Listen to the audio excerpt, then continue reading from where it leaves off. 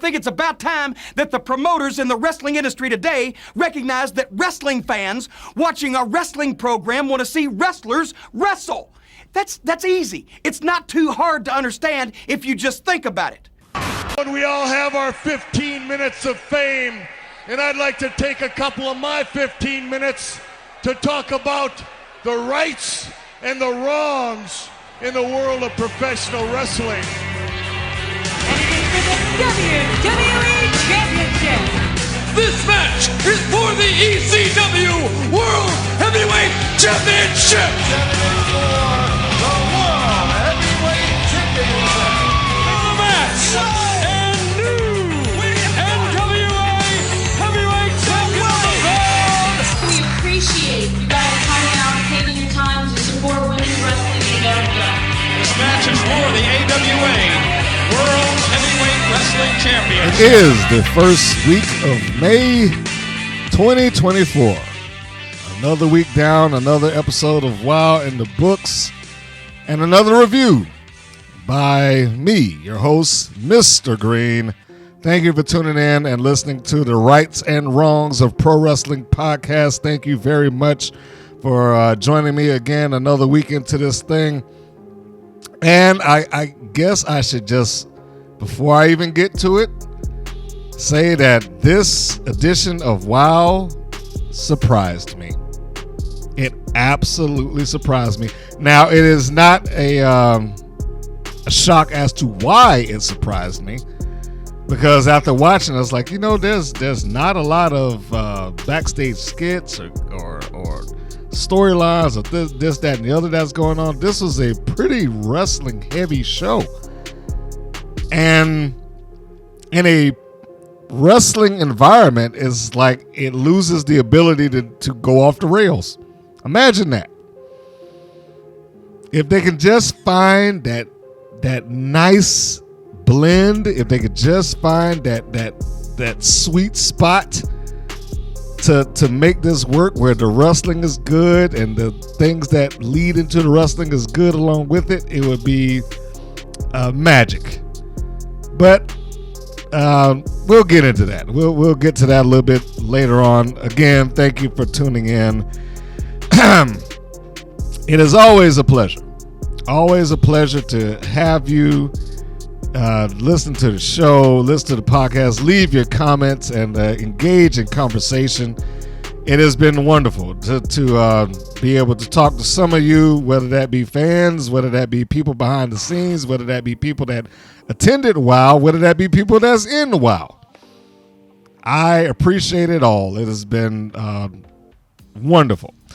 One of the things that I guess I should get into, because, again, this is with a wrestling-heavy edition of WOW.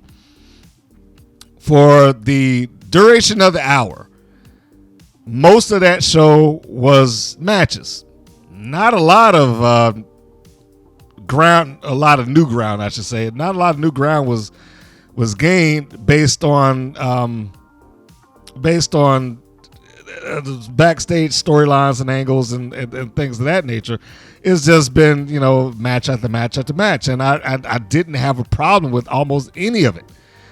As I told my coworkers there, the good outweighed the bad. And in fairness to them, the good outweighed the bad by a lot. I cannot honestly sit here and be like, oh, this is terrible, because if I'm doing that at this point, it's just me looking for something to complain about. I hope they can keep this up. I don't think that they can. I hate to have that kind of negative outlook. I don't think that they will be able to keep it up, but let's go with what's going on right now. Let's go with the present. The present says that they did pretty good. And it seems like there was a lot of, there was some people out there. I shouldn't say a lot, because it wasn't a huge amount of votes, but just judging off of the voting poll, I did leave a poll on the communities tab on the YouTube channel. Depending on where you're listening to this too, you might be listening to it on some other podcast, on some other platform. But if you are listening to it outside of YouTube, there is a community tab. And on that community tab, I put a poll up for what match did you like the most in this particular episode? That episode being Shattered Sisterhood. That's the title. This episode is season 2, episode 33.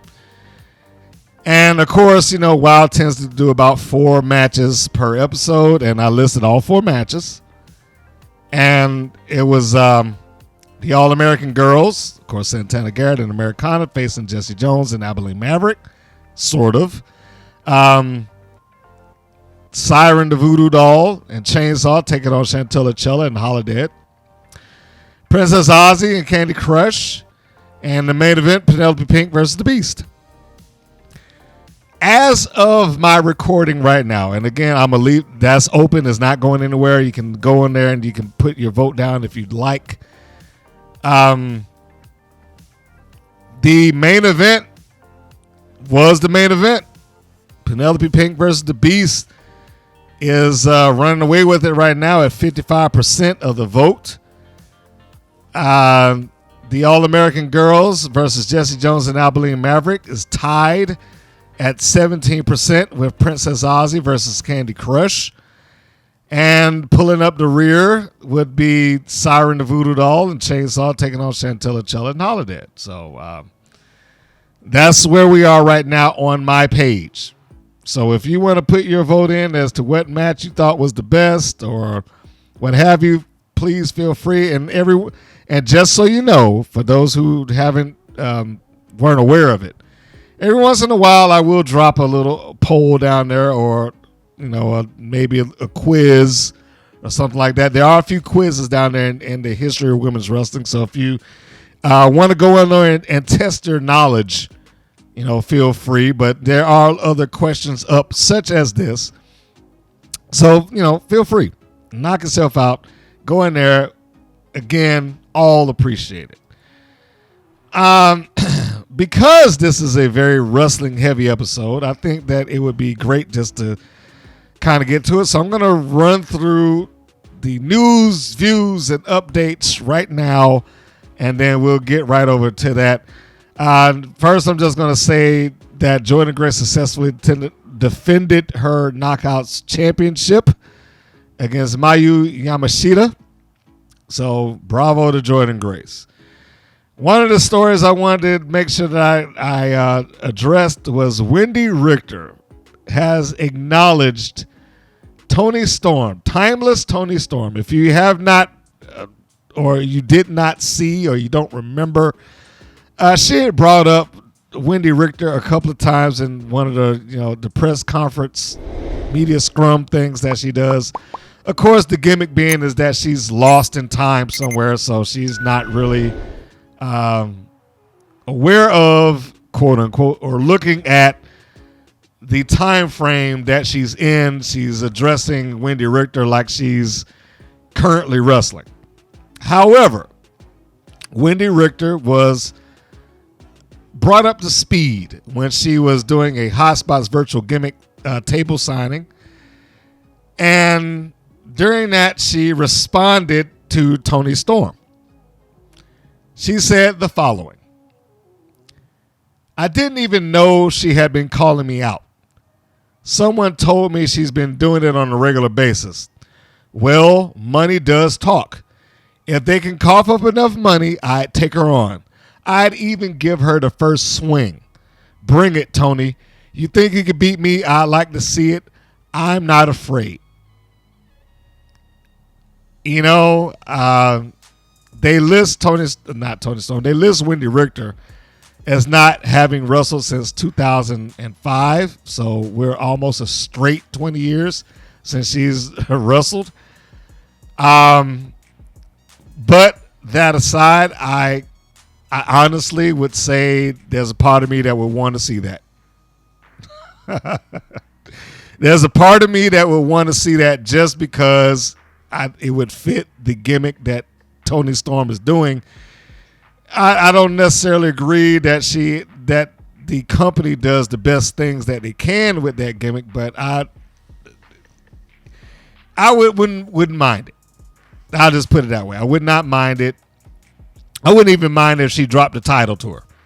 Just just for kicks or just as a little shine on Wendy Richter as an acknowledgement.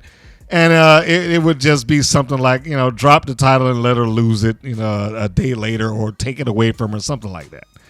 But I wouldn't be mad at that at all. I really would not, because Toni Storm at this point could survive a loss from Wendy Richter. I don't think it would be any big deal, especially if they did it at a point where it was a fluke win. Somebody distracts her, she rolls her up or whatever, and that's that. And then she could just go ahead and move on and go to the next thing. Get the title back, and then she can continue on her delusions as being a 1930s Hollywood starlet. It has been reported that Camille has signed with All Elite. I have not seen that as of yet. That is what Fightful Select is reporting. The former NWA Women's World Champion is listed as no longer being a free agent. I don't know whether to be happy for this or not. I really don't. I'm happy that she will be able to go somewhere and earn the money, because that much will be very clear. She will earn the money. But I don't know if I'm happy with her going, because I don't know if AEW will be able to do right by her. I don't know, man. I really don't. I think that she'll get there and she might just get lost in the shuffle like everybody else, unless she becomes the new Jade Cargill and she gets the TBS title, and then she just starts racking up wins left and right, for an obscene amount of time. That would be the only thing that I think that Tony Khan would do, is just repeat the process that Cargill had with Camille, because Camille's a better wrestler. Let's just go ahead and put that to bed right now. She's a far better wrestler than Jade Cargill is as of this moment. But there is a similarity in power and stature, and I can see if he was trying to recreate the process. According to Fightful Select, let me read the following. Camille is All Elite. Sean Ross Saps. Let me start that again. I didn't mean to plural. You make his name plural. Okay. Let's try that one more time here. Camille is All Elite. Sean Ross Sapp of Fightful Select has learned. Camille has been a free agent since January 1st. She recently stated on Twitter that she has been signed since February, and Fightful Select has learned that the former NWA World Women's Champion has slated to join AEW and is under contract with the company.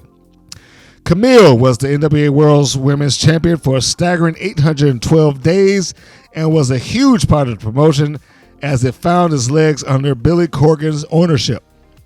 She has noted in the past that she had discussions with Shawn Michaels and the WWE. Tony Khan has stated on a media call prior to AEW Revolution that he considered Camille to be a great free agent, and noted that she was somebody that the promotion had scouted, believing her to be a good fit for the company. So there we go.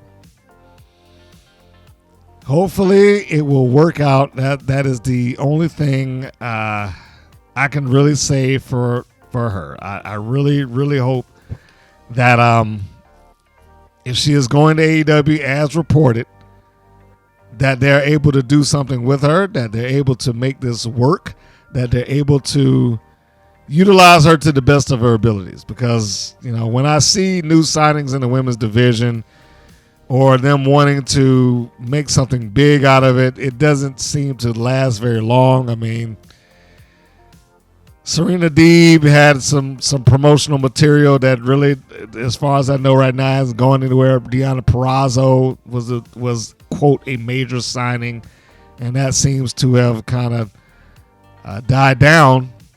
But who knows? That's all I can say is who knows. Lastly, that I'm going to report here is Roxanne Perez says that she cannot retire without a match with AJ Lee. That is going to be a tall order. I don't know if AJ Lee has any desire to get back in the wrestling ring. It is one of the things that I said that WOW should have taken advantage of while they had her there. It was easily one of the biggest missed opportunities that that promotion had, in that they did not have either a match or a full-on sit-down interview with her. I know there were people who wanted to. Roxanne Perez is one of them, who would have wanted to hear it and why. And I probably would get into just a little bit later. There's a portion of this that I'm going to dedicate to that. But yeah, I mean that was an easy thing for them to do. They did not take advantage of that, and it may have been that AJ Lee did not want to do it. But just to put my stance on it out there, I don't think that Jeannie Buss probably even recognized the importance of it, really. But if I were Jeannie Buss or Dave McClain or whoever, I would have probably been suggesting, hey, look, offer her what she wants. You're going to lose money here. Let's just go ahead and get that on the table right now. If you pay her what she wants, you're going to lose money right now. It may make it up over the long haul, but you're going to have to be willing to lose. Just pay her the money and go into the red right now and depend on the name of AJ Lee / AJ Mendez to make that up as it makes the rounds amongst the wrestling community, especially if there was a match, much less an interview. But either way, you would think that it would come back around just out of viewership, or at least the attempt thereof. But I'm getting too far off of the weeds here. The point here being is that Roxanne Perez wants to have a match with AJ Lee. During an interview, she said the following. And this is relating to trying to get AJ Lee back into the ring. Okay, so keep that in mind, that frame of thought. We're working hard. Hopefully one day she'll come back and maybe we can all do something together. That would be like my dream. I can't retire until I have a match against AJ Lee. So I can't be 80 years old wrestling either. She's great. I met her when I was 12 years old and I was crying. I was a fan and I was telling her I'm going to be a wrestler one day. She was so supportive and so great. Then I met her a couple of years later when I was with Ring of Honor. She remembered me from that time, and I remember she told me, she said, I hope you blow me out of the water and everyone forgets about me. That was like so special to me because she's someone that I looked up to so much. So to have her tell me, like, you go ahead and carry my legacy and make it greater. That was like one of the best things I could have ever heard from one of my heroes. That is from Fightful. And I'm sure you can find the entire interview. And she does have it's a very sweet picture. She has a picture of her as a 12-year-old girl, hugging AJ Lee, and she looks like she just looks like she's beaming and she's crying, and just in this little photo. That's on the thumbnail of the interview, by the way. So, again, that's very sweet. I'm pretty sure that this would mean the world to her to be able to have AJ Lee / AJ Mendez have a match with her. It's almost like the match with AJ Lee would mean something and make people watch, or something thereabout. Who knew? So anyway, as we continue with the news, views, and updates, before we go off into talking about WOW,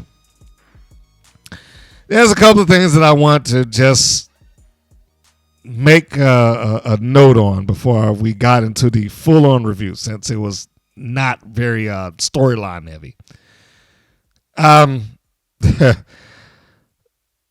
One, I just want to say that for the people that live out in Sacramento, you watch WOW on KMAX.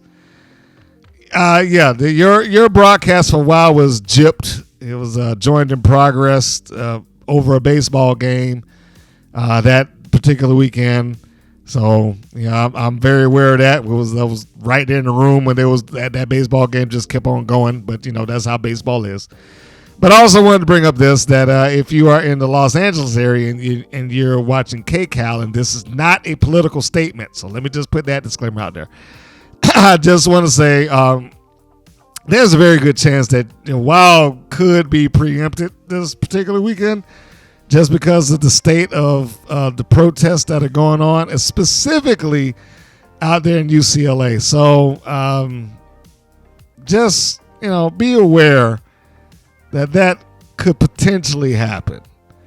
It has cut into a lot of programming as of late while I was out there in the control room. So, and that's not really anything that we have any control over. They call up and they say, hey, cut into it, and that's what we do. So, just a heads up, you might be lucky, might get through that. If there's no major news breaks there, I mean, if you live out there, you're probably used to it, because if there's one thing I learned about KCAL as a station, they cut into their programming like all the time, usually over a car chase. I had not known there was so many carjackings and car thefts out there in Los Angeles. Make me not want to go. That's all I see when I look at KCAL. We're cutting into the broadcast. We got a car. We got a car theft going on, a car chase. They got a whole station dedicated to that on Pluto TV. Did you know that? My gosh. And I know that has nothing to do with wrestling. I'm just kind of veering off here, but yeah, I just had to bring that up. But no, I also know that I have gotten on the creative of WOW on a number of occasions, because I was like, oh, this is stupid. Why are they doing that? This is just ridiculous. Why on earth would they make this kind of decision, and so on and so forth, right? And I stand by those things. I do not take any of that back. I have tried my best, as I've said in one of the comments, to not just say this is terrible, this is awful, this sucks without rhyme or reason. It is, this is bad and here's why. That's what I try to do. I try to explain it. I try to give some context as to why I feel the way that I feel in those particular instances. That said, I do want to extend the olive branch, if you will, to some WOW talents to say that, no, look, it's not just you. Any creative environment that you're in, you're going to get that. You're going to get some, I don't want to say backlash on creative, but you're going to get some level of, this sounds good on paper, but maybe not so much in practice. That makes sense. So I wanted to share two of them with you. I mean, there's more than that I easily have, but I want to share two of them with you just because, that kind of illustrate that I've had my moment with that too. Several times, in fact. One of them isn't so egregious. It was APCW, All Pro Championship Wrestling. That was Robert Gibson's promotion, and put your mind in the frame of, this was when they had just come off of the Hall of Fame induction. They were being put into video games, and still being put into video games now. They just got dropped as downloadable content on Retromania. But they were like on this resurgence tour, and of course they had worked with each other's promotion. There's the School of Morton up in the Carolinas, and there was APCW down in Georgia. So they, and they went to a bunch of other little indies as well. Larger indies, not any little bootleg indie that was around there. They were going to, having their moments of Ring of Honor and stuff like that. And so the logical thing is that the Rock and Roll Express were going to go challenge the tag team champions in APCW. And it was announced as a tag team match up until the day that they had the show. This is where I thought the creative, kind of went off. I understood why that he did it, because he didn't want to make himself a tag team champion. He didn't need it. And that was true. He didn't. My only issue there was, and I, pretty much said that later. I couldn't do anything about it at the time, but I said it later. It's like those people wanted to see the Rock and Roll Express win the titles, regardless of whether they kept them or not. They wanted to see them win the titles. And the way that they won the match in the first place would have given the heels a perfect out to be like, no, you got to give us the belts back. So it was one of those cases of, I know he being Robert Gibson, did not want to portray himself like, I'm just going to give ourselves the belts so we could be the champions again and fulfill my ego. No, we just need to have the match and, make the people happy and give them the babyface win. And that was all well and fine. But that was one thing that I was like, you probably could have had them, had yourself win, let the people see you with the belt, and then drop or have a legal dispute and have to give it up. Just for the sake of having that. That was a minor thing. That wasn't nearly as egregious as some of the other things, such as this particular instance. UIW, Universal Independent Wrestling. If you are a roster member on WOW, you would probably need to speak to Siren, the voodoo doll, because she worked there a couple of times. Well, several times. As, of course, her alter ego, Nina Monet. She can also tell you that at this time, there was we'll call her a queen pin. I'm not going to use her name right now. And she sat on top of the women's division pretty heavily. She essentially created a self-fulfilling prophecy because, in her words, none of them were ready. None of y'all are ready. Nobody's ready to be at the main event. None of so on and so forth. So if you had a top woman that was coming in, say like a Mickie James, Amber O'Neal at the time, Mickey Knuckles, whoever it was that had a name across the indies, there was a good chance that you were going to be, I'm going to use the name Queen Pen for this. There was a good chance that you were going to be working with the Queen Pen. And that was all well and fine, but it did rub a lot of people the wrong way. Again, you probably could ask her some of this stuff to verify. That was not a problem up until she rubbed the promotion the wrong way, and she was the champion. So she left, championship was vacated, and there was no women's champion going forward. Here is where it started to deteriorate. The promoter at that time, and I don't even think Nina knows about this. She probably wasn't available at the time. She did win the championship at one point, but she left when it was time to deal with the Queen Pin again. Or at least before she had to deal with the Queen Pin. But the promoter decided that it would be a good idea to crown a new women's champion. I was like, yeah, I agree with that. And his idea was, we're going to have a year-long tournament. Which immediately in my mind was like, no. A year-long a year? I understood why he felt like that, because you're running a show every month.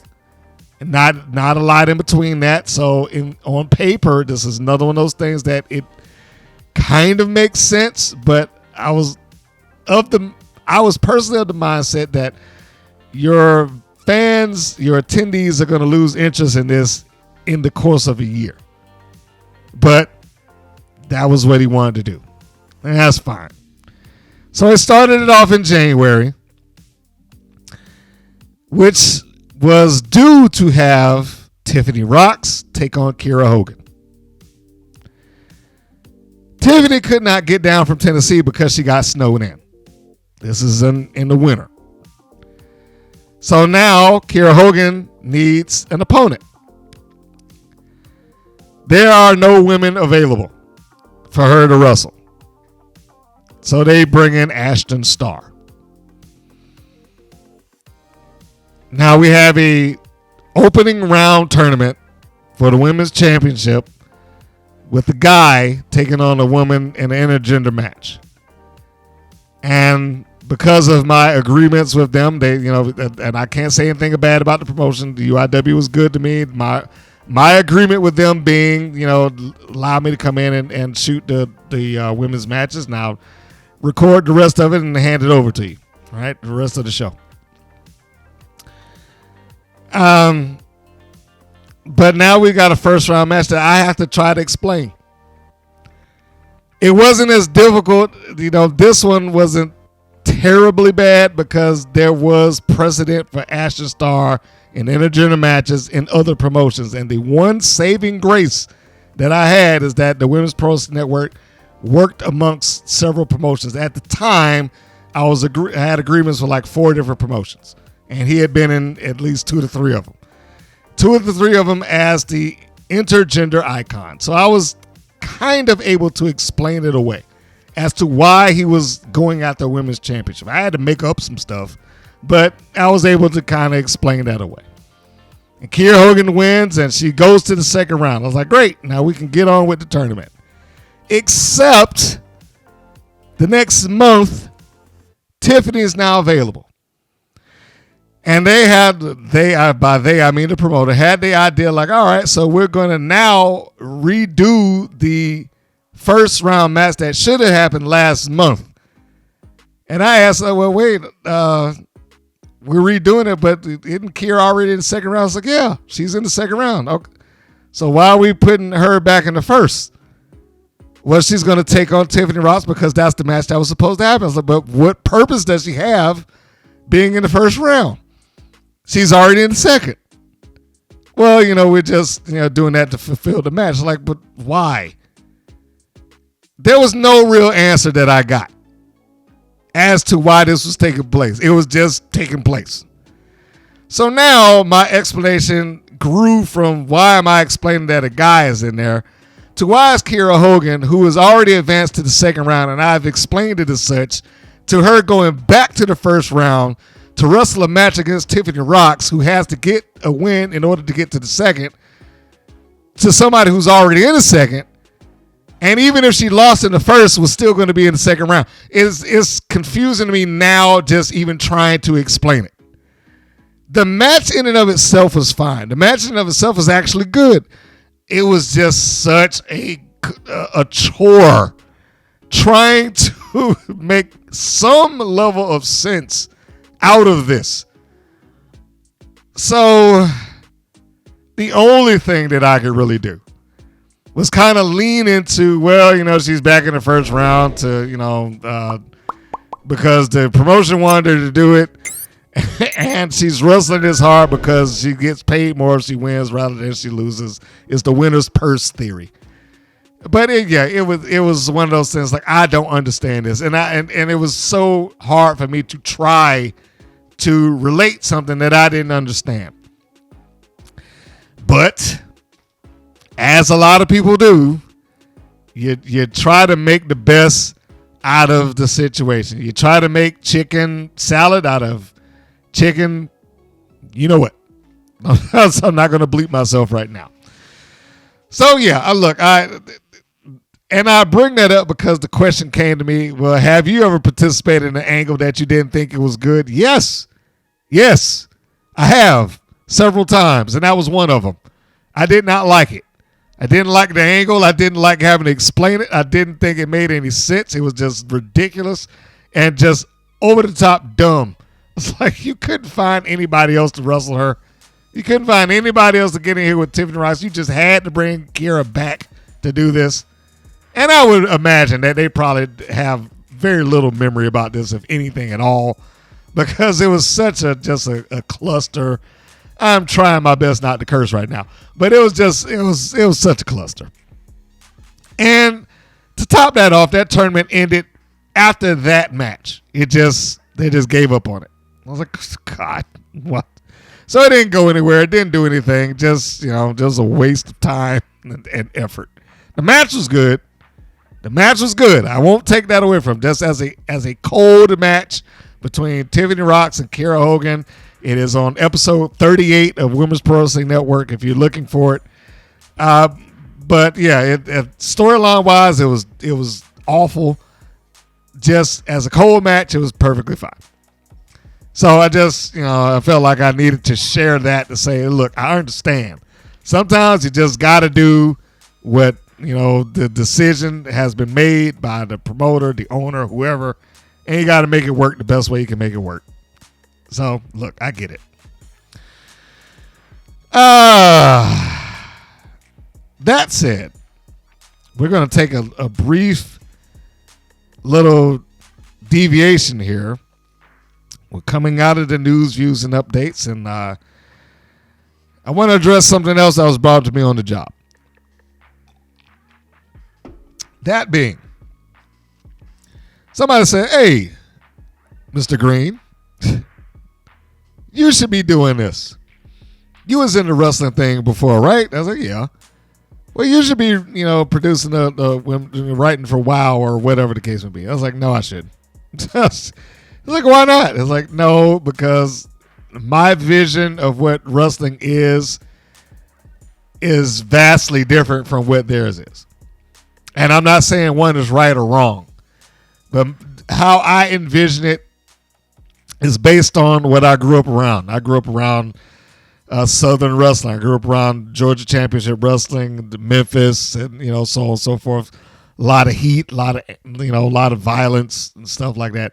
It's like, no, I should not be there. Now, if you ask me what I would do if I had full control of it, that's a different issue. But to be there and try to fix or create angles for or something like that without complete autonomy, there's nothing I could do there. I would not be able to make anything happen. But it did bring up an interesting question within the room. And I said, well, now that is something to think about. So I wrote down things that I changed in WOW and missed opportunities in WOW. And I'd like to share that with you right now. If you have anything that you'd like to add, especially towards missed opportunities in WOW, please leave them in the comment section below, because I do think that they had the opportunity to do a couple of things that were handed to them on the silver platter that they just either never pulled the trigger on, did not know that was there, or just never tried. And for that matter, if you have anything that you feel like, hey, if you had the book, if you had the ability to change something, what would you change? What are the things that you would change? Leave it in the comments below. So let's start off with things I'd change. First, I would throttle back on Americana and the Levi Showcase. That is the absolute first thing that I would do. We've seen enough of it. Reasons being, wrestling fans can be really cynical. People in general can be really cynical. I have used the example, and this is an old example. So there are a segment of people who will know what I'm talking about. But I used the Kathy Lee Gifford example. When she was on Regis and Kathy in the mornings, she would carry on about her son, Cody. The fact that I remember his name should tell you something right there. But she would just go with Cody this and Cody was so sweet and Cody blah, blah, blah, blah, blah. It got to the point where people that were watching that show just began to hate him. And they never really saw him. But it was because of her over gushing about it on a constant basis. It just drew people. It made people start to backlash against a kid they never saw. And then they started to backlash against her. So I would throttle that back and give her some other purpose in her wrestling career rather than just being the wrestling mom. Because that seems to be the only purpose that she has on the show, is just to be the wrestling mom. And she needs more than that. It needs to be something more than that. 2, I would lay out WOW's 5-year plan. Not saying that they haven't done it. I don't know if they did. I would assume that any business would have something along those lines in there. But my 5-year plan in the first 2 years would be to establish why WOW is different and how the championship is important. Those would be my main focal points. The reason being is because the landscape has changed. In 2001, WOW would not have had to fight through that, because there was probably only one other thing available that would have been comparative to it. That would have been Shimmer, I believe. And there was a couple other women's wrestling events and promotions that were around, but none of them had the reach or the market penetration that WOW had or does now. The difference now is that streaming services have grown, YouTube has grown, things like that have grown.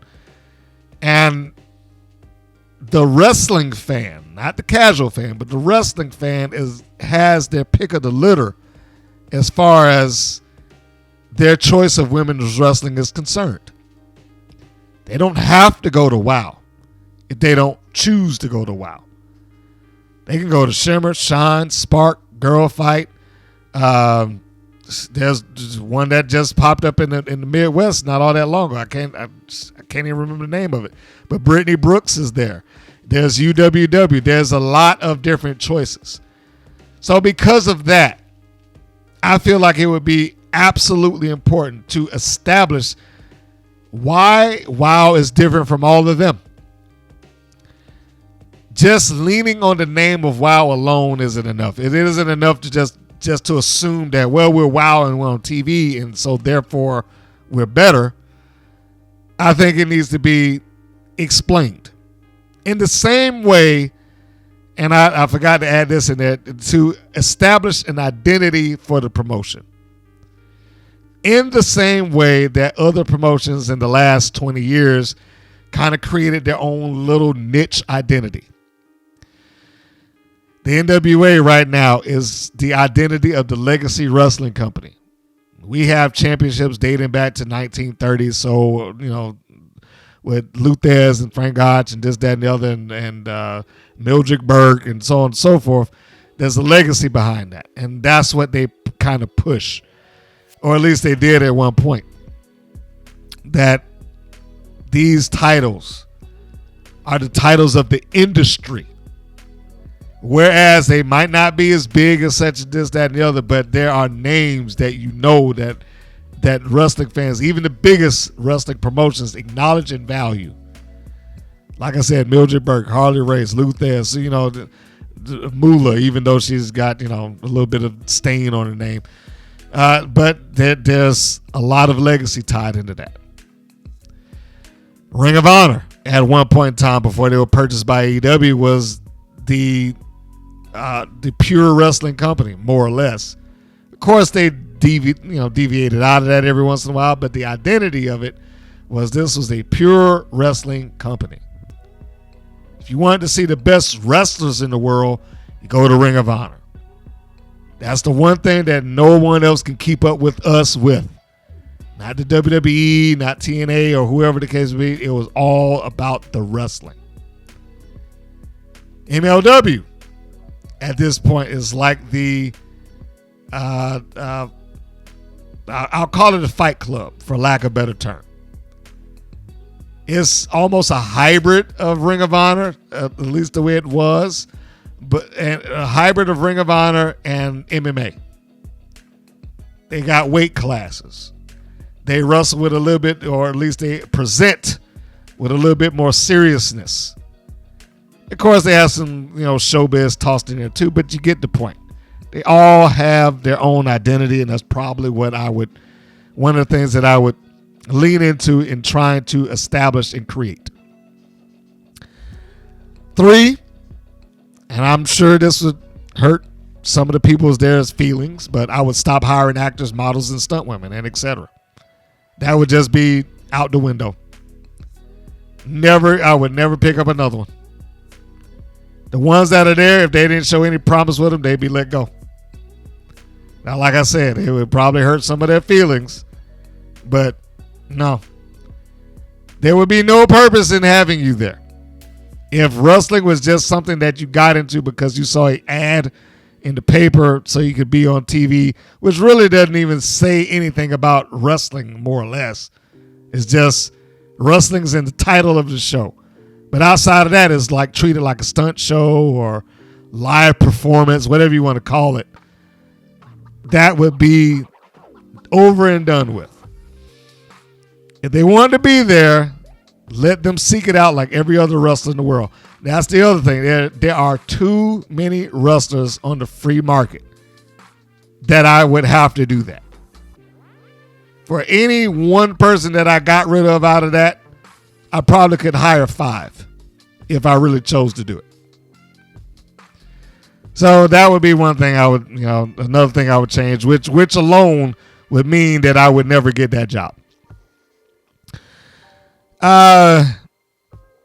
4, I would not produce video packages for wrestlers who have no other purpose other than jobbing. I have said before that doing a job is not a bad thing. Somebody has to do it. That's just part of it. Somebody's got to be there to set the table and make the next person look good. And that is a admirable position that they have to take. But I also don't think that you need to be making a video package for Katarina Jinx and Goldie Collins and whoever else you have there that is only there to put the next person over. If you're going to be enhancement talent, then just be enhancement talent. I don't care if you have a cartoon character as a gimmick. I don't need to see you have some acting role shoehorned into this just because we have to justify you being there or justify your acting skills. Which goes back to the last thing, which goes, what I just said. Stop hiring actors, models, stunt women, all that stuff. Yeah. It's a waste of production resources and money. So that would be off the table too. 5. This one would be very difficult to do. I doubt they would ever do it, but in my little fantasy universe, we'll just say that this is the add-on. Take David McClain off of commentary. I would lose him. It needs a new voice. He's done this in every incarnation that WOW has ever had since 2001 to present day. If you want to go further than that, you can include POW and you can include Glow. He's done his rendition of commentary from the 80s on down the line. At this point, I'm ready to say, you know what? It's probably time just to get a different voice in there. Especially since what I said, with Stephen Dickey seems to be applying to Nigel Zane slowly but surely. That if they're around David McClain long enough, they start to pick up David McClain's sensibilities. And they start to become his voice. And they lose their own voice as it goes on. Because they just start to mimic him. And do the things that he would do. And say the things that he would say. So that would be one that I would do, is that the commentating booth and the show is due for a fresh coat of paint. And that fresh coat of paint can never happen if David McClain is there, especially including the fact that he seems to work himself into something, whether it's necessary or not. Where was I? I was 5. Okay, so 6. Attempt to produce quarterly themed episodes. Championship edition, Steel City edition, whatever. However you choose to phrase it.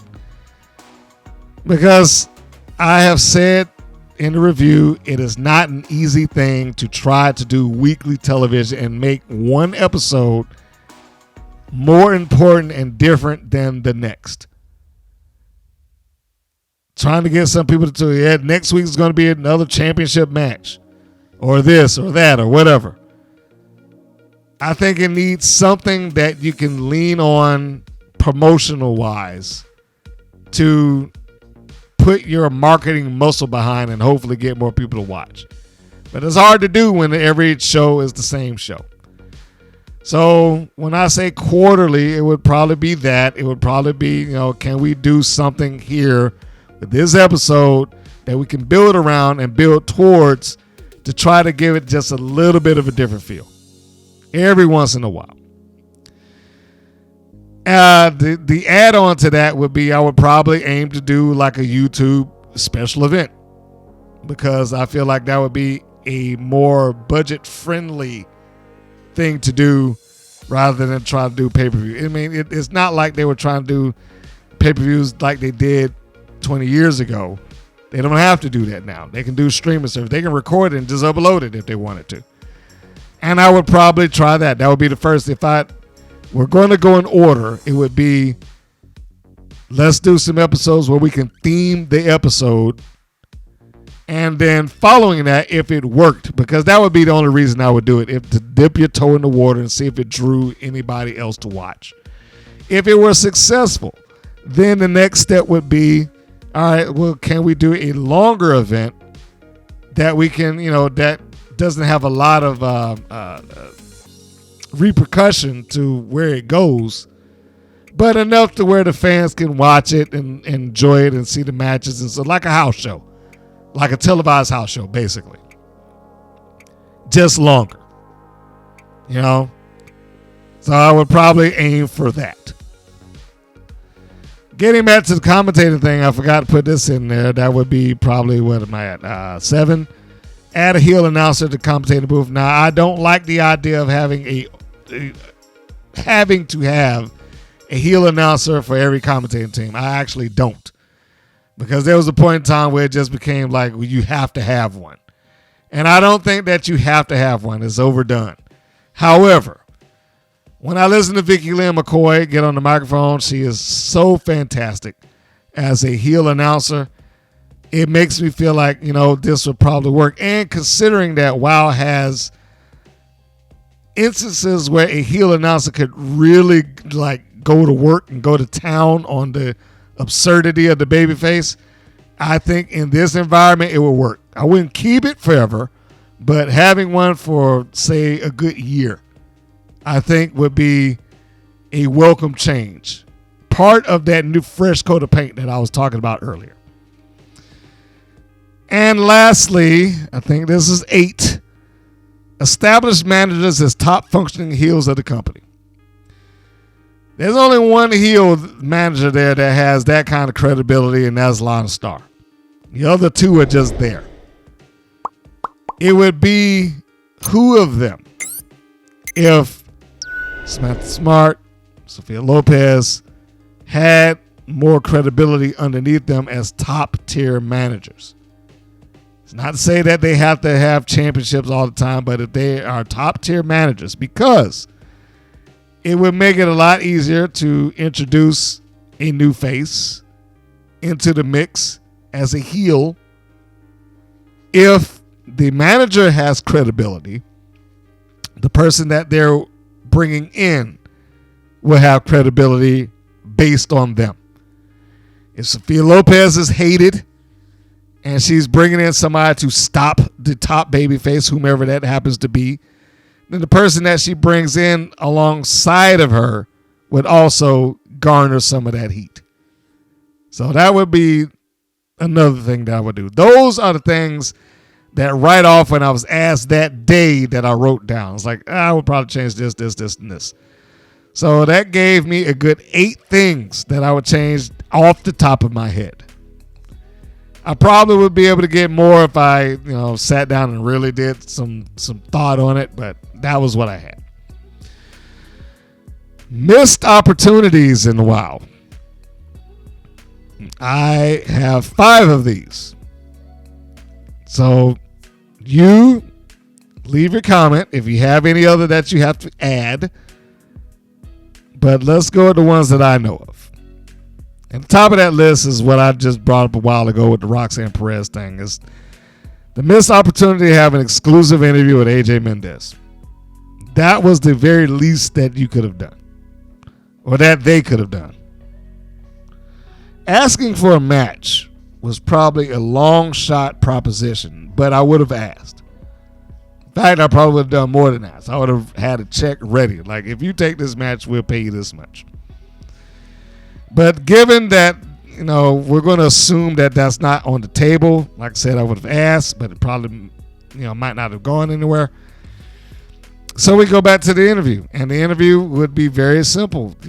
Yes, you have more things to talk about, but there's like 3 to 4 things that I would make sure that are brought up that are the important things. How did you get into wrestling? Go into her past. Why did you leave wrestling when you did? What have you done in the interim? So you could talk about the shows and the books that she wrote and the comics that she participated in and things like that. And then the question to help put over the company: why did you decide to return and come into WoW? This was a layup. Mendez was the biggest name that they had available in the history of WoW. All due respect to everybody else that's there. But I don't think anybody's going to fight me on saying that AJ Mendez was the biggest name in the history of that company. And she should have been used as such. Didn't happen, but she should have been. Number 2, the attempt to incorporate other female leads from CW shows while they were still associated with that network. Now, as of right now, because of changes at the top, I don't think that WoW is associated with the CW across the board any longer. But at the time that they were there, just to try to get more people to watch, because they're still part of CBS Global, I would have aimed to get somebody, specifically a female-led product, to have that actress or whoever appear on the show. Hopefully somebody with a strong social media following, good viewership on their program, whether that be one of the Judge shows, whether that had been the Winchesters. I forget the young lady's name that was on there, but she also was was she the oldest daughter? I think she was the eldest daughter on American Housewife. What was the other one? Supergirl and some of the other shows like that.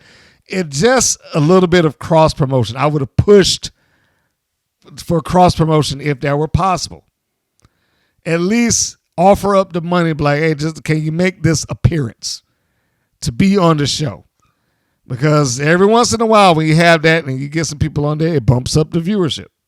Because they just want to see why, even if it's, I got to see why she went on this show. Some people watch it just wanting to hate the fact that they're there. But let me tell you, television production companies and networks do not care your reasons why do you watch. All they care about is that you watched. So if you watching the show to hate watch it, like some people watch Velma, for instance. There are a lot of people out there that hate watch that show. They watch it for the purposes of complaining about the show. But you know what? It has high viewership, and that's why it ain't being canceled. So yeah, I wouldn't care if somebody would hate watch the program because their favorite star from another show dared to appear on a wrestling program. It just needs to be, let's get these viewership up. And hopefully when you have a guest star such as that, they would then turn around and, have a good show underneath it to hopefully bring some people back. The goal there, expose WOW to more viewers. That's ultimately what it comes down to. That is the goal. Expose WOW to more viewers. Number 3, and I am really surprised that this never happened, but create an angle that saw the Bully Busters overcome. The Bully Busters, to me, and they're no longer a team. So, this also applies to just singularly Keita Rush.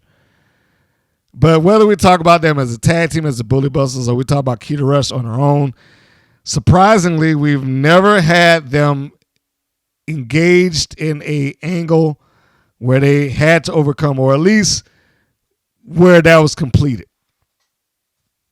Some people might say, that's not Sophia Lopez, Steffi Slays, when she won against Abilene Maverick all those years ago, but nobody remembers that. And it wasn't really a case of, I'm bullying you to, until you fight back. WOW put a lot of emphasis on the fact that both of them, Steffi Slays and Keita Rush, had endured bullying in their younger years, and they came together as the Bully Busters. Of course, Keita Rush is going on to have her Bully Buster Academy and what have you. But it's never seemed to have been illustrated on the show. They're quite like a lot of WOW superheroes in that other than the name, it doesn't really equate to much. But I would think that would have been one of the big things to do, get them involved in something where they had a mountain to overcome so people could see the Bully Buster, Keita Rush, or the Bully Busters, Keita Rush and Steffi Slays, win in the end despite the odds that they were facing, so that the story could be told. It never happened. Don't know why it didn't happen. Don't know why they didn't see anything in it. Just never went. Just never took place. So I can only wish at this point, because I don't think it's going to happen. I don't even think I've seen Keita Rush there in months. So it is what it is. Number 4, a battle rap with BK Rhythm taking on an accomplished female rapper. The key point here being a strong social media influence with that rapper. BK Rhythm does a rap, air quotes around rap, almost every time that she comes out there. Almost. I say 98% of the time. Yet and still, it has not really done anything for her or her group. It just is. It exists. She does the rap. It doesn't really go anywhere. It doesn't build anything. Here, I would say, let's build it to something. Give the best, most cutthroat raps that you can without going over the top and cursing. And the other people do not get any say so. They don't get any comeback to that. Just to get BK up and rolling. Get to the point where one of the girls on the roster brings a rapper in that can actually sit there and verbally eviscerate BK Rhythm. Not that I want to embarrass her on TV. That would not be the point there. It would be to create something that would draw extra eyes, extra viewership. Imagine that, trying to get some more people to watch. And at the same time, that's potentially becomes one of those moments that you can always reference back in your best of and stuff like that. When you have somebody look, it's not like this is anything new that is taking place. This is happening across wrestling. You bring somebody in just to kind of counteract the dreaded heel and whatever it is that they're doing. In this particular case, it's counteracting the dreaded heel who has been verbally beating down people for weeks, or at least it would have been in my scenario, until she finally comes up against somebody who can match her lyrically. And again, the the real catch point there is that person needs to have some sort of following to where people would tune in just based on her. It has to be a female rapper too. So yeah, they would have to tune in just based on her. And 5. This is one I could not believe that no one in the back saw anything in this or didn't try. I don't know why they didn't. When Jennifer Gen Z Flores was there, she was kind of presented as, I'm a millennial that likes to record myself and record everything and post stuff and post this online and blah, blah, blah, blah, blah. Much like I said with the Bully Busters, is like the gimmick is only good for surface level. Doesn't go any deeper than that. When Gen Z was doing her thing, or she said it in that little vignette that they produced for it, didn't go anywhere further than that. You never saw her with a phone. You never saw her posting or anything like. She was just another face. What I would have done, the missed opportunity here, is that take your phone out there, bring a tripod, prop it up, borrow liberally from Paparazzi Productions, where she would be recording her own match. And when she's done recording her own match, have her upload this with a little commentary, of course, or her doing an intro and an outro or something like that, but have her introduce it. Be the thing that she portrayed in the vignette, not just have her do the vignette and then move on to something else. No. If this is how you present her, is this the thing that you want her to do, then let her do that. Let her be that. But they never did that. It was another missed opportunity. It would have been nice. Now, those are just minor ideas. Those are just things that, came across to me at that time. But if you have any other things that you feel like, well, they should have did this too. They should have, had Chainsaw go undefeated or whatever the case may be. Feel free to leave it in the comment section below. And now it is time to get into review. So we're going to take this brief pause as we do for the sponsorship, and then we're going to come right back. So here we go, ladies and gentlemen. This is the review of WOW. The air date, April 28th. The episode, seasonally speaking, is 233. The chronological number would be 85. And the title of the show, Shattered Sisterhood. Although the show did not have a great deal of backstage stuff, we start off the episode with backstage stuff for a brief period of time. It begins with Jessie Jones going to the office of Abilene Maverick and getting her for a tag team match. This is the return of favor that, for Jessie helping Abilene retain against Americana. Now, I did not necessarily think that the story should have been Abilene needing help, but clearly this is a bridge point to getting Jessie back involved with America. I don't know why. I don't necessarily agree with them getting back involved with each other, but, it is what it is, and I guess they just want Jessie to be tied to the hip to Americana. So, the opening video explains why Abilene did not have her title belt with her because of that. It was a little bit of a continuity error. If we're going to go off the theory that this is supposed to take place directly before the match, but that's not that big of a deal. And I only say that because Jessie Jones took her gum out and stuck it on the nameplate that Abilene Maverick had on her office / dressing room, whatever you want to call it. And she takes her to the ring without the belt, and she kind of rushes her. The some of that audio that took place there sounds like ADR. I keep saying that with them. Every once in a while, Dave McClain sounds like he went back into the studio and re-recorded some audio. But if that is what he has done, then he probably should have did it in this match, because next segment is the match itself. One of the things there is he fumbled the words, and I don't know why they didn't change this, or the editors didn't pull it out. Maybe they didn't think it was a big deal. But it says something to the effect of Americana still has a settle to score, opposed to saying she still has a score to settle. So, again, is that big of a deal? Probably not. I just would have had it removed. And I only say that because I have done it. I said something that I was like, that didn't sound right. And I would just go back and I would bleep out the line. Like, this is in commentary.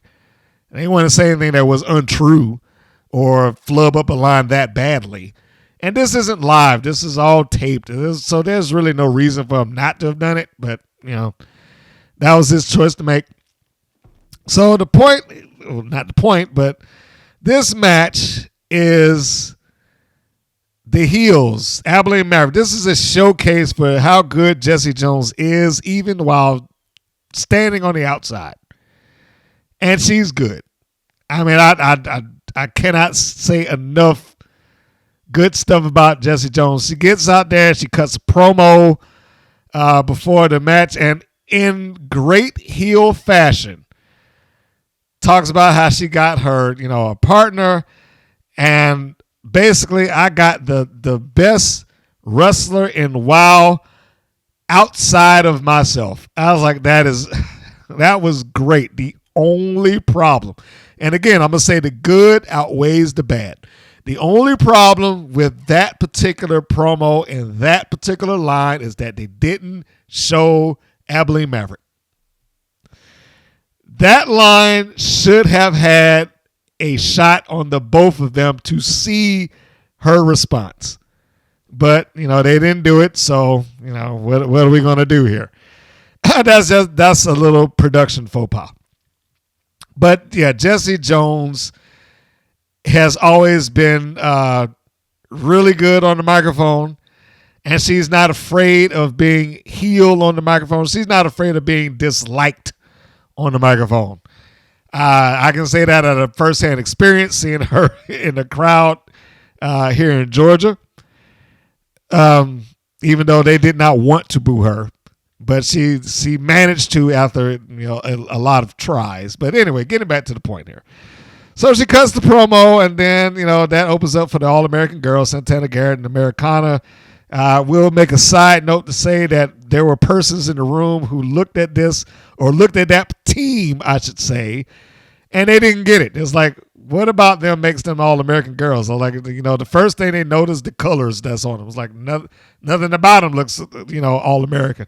They didn't have American colors on them. I was like, and that was something I was like, look, I can't explain that. I don't know. You'd have to ask them. I have no idea why they are listed as the All-American girls. I do not know why Americana calls herself Americana. I don't know. It's just because. And the first thing she does is she comes out and she gives a hug and a kiss to Levi, which I just said that not too long ago. That would be one of the things I was like, no, you got to stop doing that. Don't do that on my TV. He wants to be out there, that's fine, but don't be doing that on my TV. If that were me, we got to get you past that. So they come out, and I don't want to discount the All-American girls, but I do have to say, Americana, I'm really trying to find a nice way to say this. She looks great. Americana looks great. But man, I aside from the fact that she's in there with like 3 other veterans, she probably shouldn't be there. For the most part.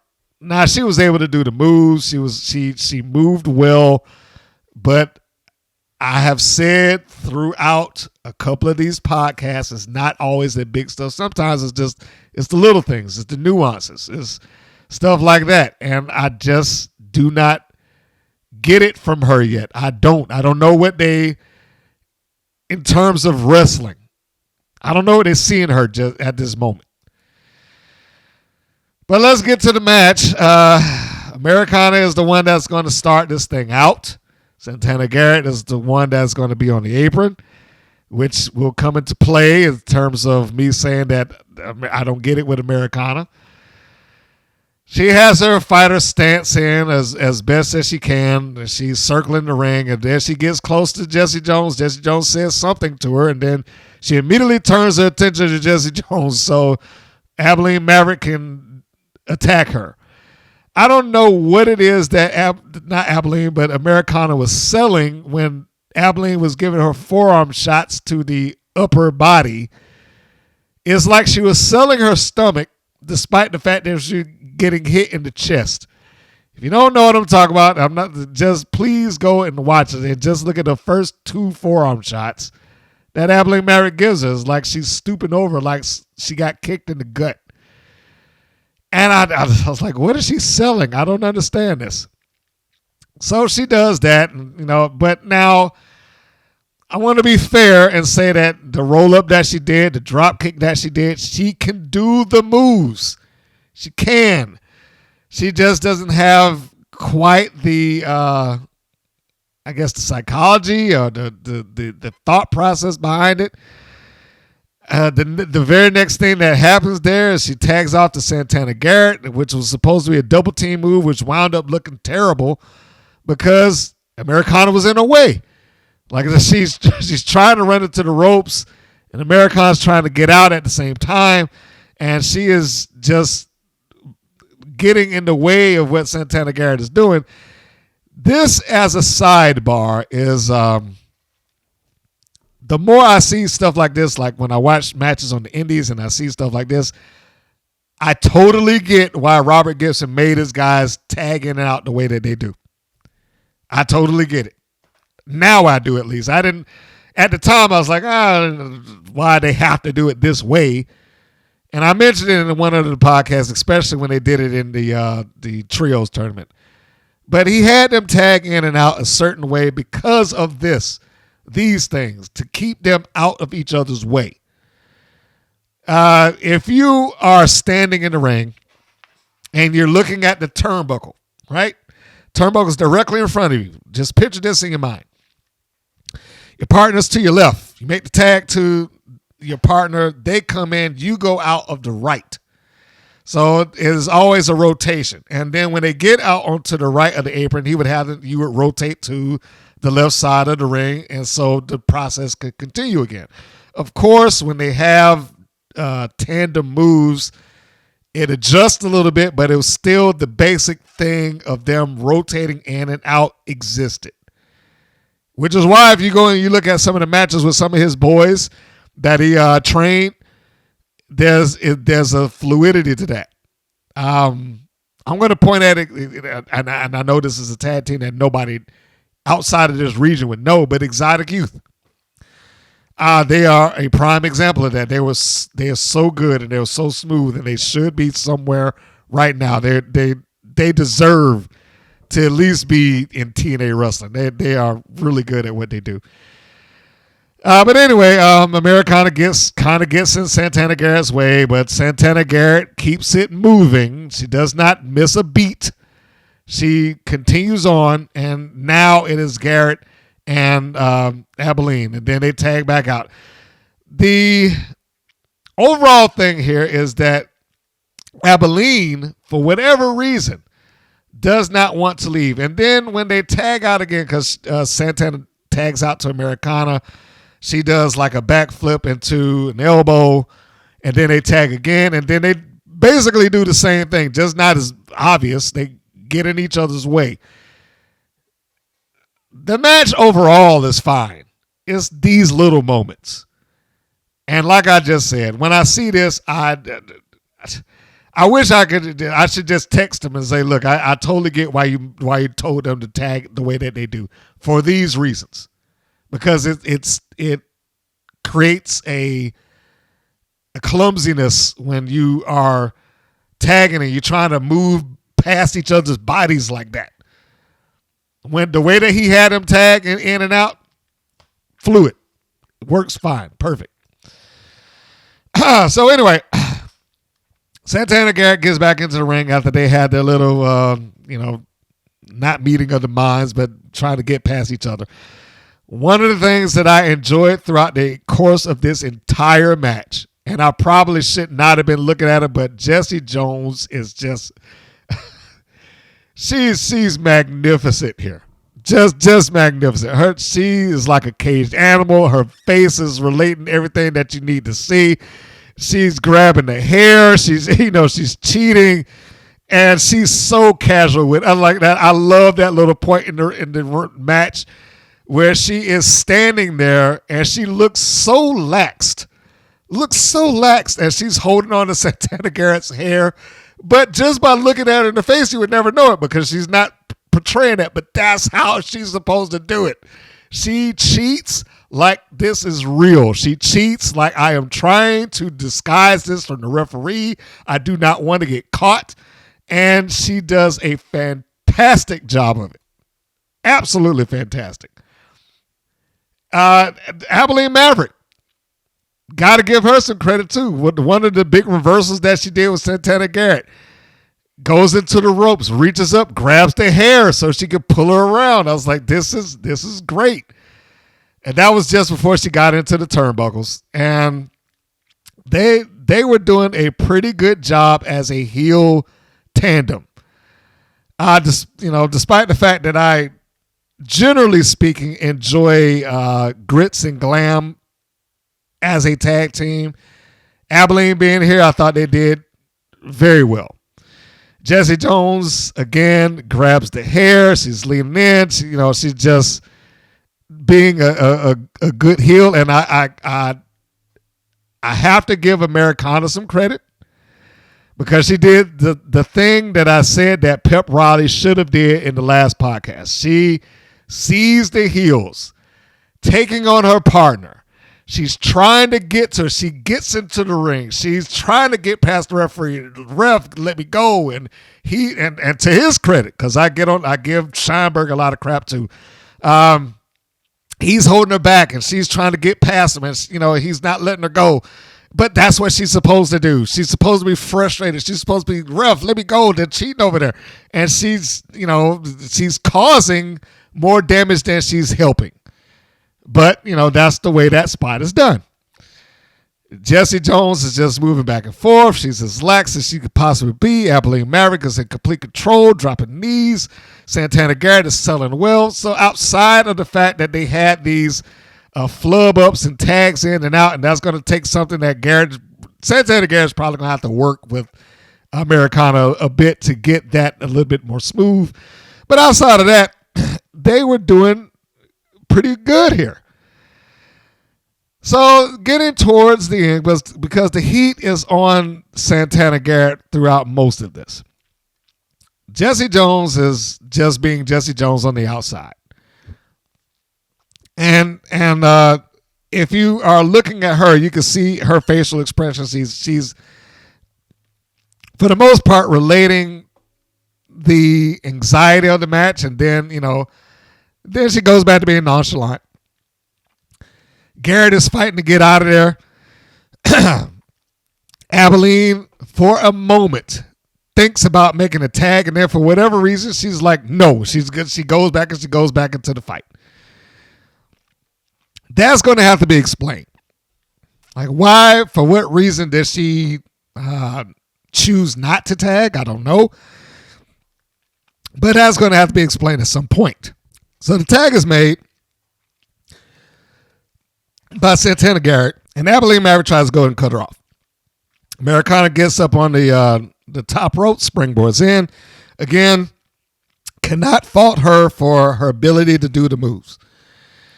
Does a pretty good drop kick, gains control. It's almost like they are, I don't want to say pushing for Americana to be the next challenger to Abilene. Maybe it is. I don't know. Gets a kick on Abilene Maverick, puts her down, gets up for a moonsault. Santana Garrett's over there trying to pull herself back together. Jessie Jones is doing a wonderful job distracting the referee, keeps one hand on his shoulders, makes sure that he's over there holding on to the shirt. And if you weren't paying attention, you might not have seen her give Santana Garrett a kick in the head. Santana Garrett does a smart thing. She gets down on the floor, walks around, and gets herself lined up to Jessie Jones. Jessie sees her, gives her a quick kick. while the referee is now distracted by Americana, who's saying, hey, why aren't you counting? Jessie Jones is looking like, hey, what's the problem? And as her back is turned, Abilene Maverick comes up behind her and rolls her up and gets the pin. 1, 2, 3. And, of course, he had a feud on the ropes. I probably should mention that as well. And there we go. They win the match. Americana takes the fall, but she loses because she was cheated.